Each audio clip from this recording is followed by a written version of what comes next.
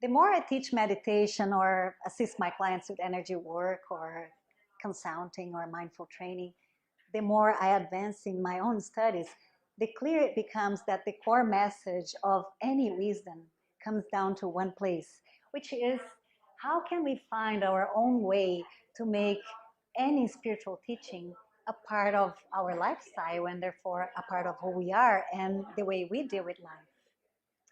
Life, as it has been said, is a constant process of evolution. So it's not a game of getting it done or getting it right. It's a game of how can we live a better life. And that's what we are wanting to show here with these interviews for modern meditators.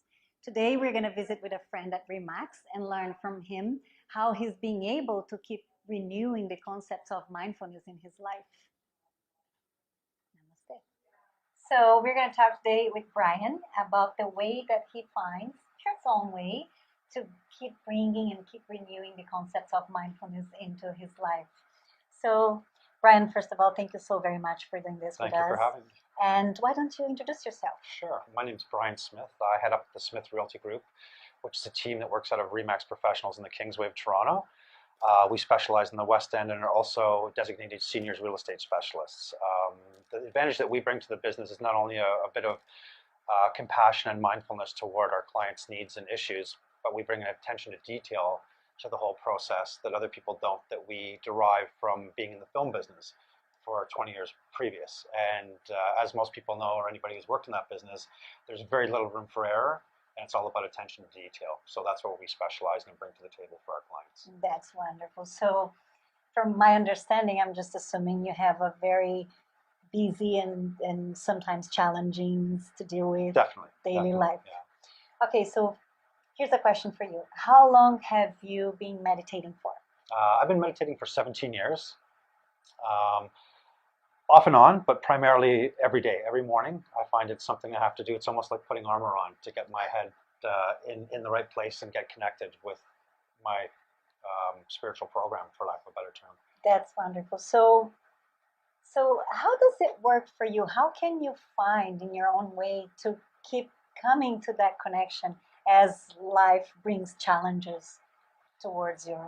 I think I discovered many years back that obviously there's no shortage of insanity in my head as well as other people's, a lot of my clients. So I find connection and peace through getting between the thoughts. That's where my higher power or God or whatever you want to call it lives. And that's how I connect with that source, is getting between the thoughts in my head. So as my day gets chaotic or progressively more insane, I find it prudent that I stop in my tracks and reconnect and refocus, in which enables me to get perspective on things and realize that the problems that I'm dealing with or the problems that I have to encounter are really that big in the big picture, or that important in the grand scheme of life. So after so many years meditating, do you have your days when it's easier than others? Definitely. To connect with meditation or not? Yes, definitely. Some days it's a struggle. And I find more that it's a struggle at the initial stage to get into the meditation practice. Once I'm in there, I'm good, and I'm removed from all concerns and worries, and I'm 100% present. I think that's what the key is for me, to be when I'm 100% present and connected. People's problems or issues, or my problems and issues, don't have as much bearing or weight on me, and I can realize that there is an answer, a solution, and really how insignificant they are in the big picture. So this whole mindfulness and wisdom of the teaching of spirituality are a part of who you are. Definitely, 100%. I couldn't imagine my life without it. So there you go. This is real life mindfulness. Namaste. Namaste.